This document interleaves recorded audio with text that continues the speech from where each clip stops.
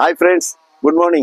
Welcome back to my channel blooms and creeper. তো বন্ধুরা, আজকে আমরা চলে এসেছি উত্তর চব্বিশ পরগনার একটি বিখ্যাত নার্সারি। নার্সারিটি মূলত ফল গাছের উপরে প্রসিদ্ধ এবং এই নার্সারিতে যে ফল গাছগুলো পাওয়া যায় প্রত্যেকটা চারা আমরা আজকে আপনাদেরকে দাম সহযোগে তুলে ধরছি।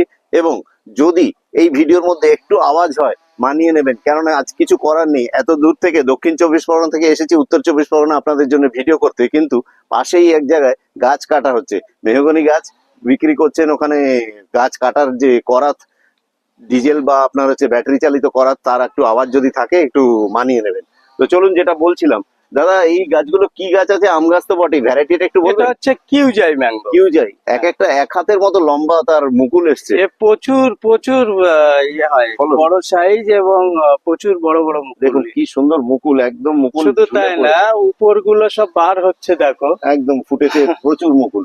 কিউজাই এগুলো ম্যাঙ্গো। সব আমার ডাল কাটা, তাও কিন্তু মুকুলে ভরে আর যাচ্ছে যেটা উনি চারিদিকে। আরেকটা কথা বললেন, উনি তো কচ কেটে নেন, সায়ন নিয়ে নেন, তারপরেও এই এত আমি একটা দেখাও, এই যে দেখুন, এখানটা থেকে ডালটা কেটে নিয়েছেন, তাও তারপরেও নিচের থেকে, নিচ থেকে ওর তিন উপরটা খান। দেখেন। তারপরে এইটা দেখে নিন যে ইনি যে কচ কেটে নেন, দেখাতে পাচ্ছি এইখানটা, আমার আঙুলটা লক্ষ্য রাখবেন তাহলেই দেখতে পাবেন। এখান থেকে ডাল কাটা, অথচ কিন্তু তার চারদিক দিয়ে মুকুল বেরিয়ে হ্যাঁ। পড়েছে।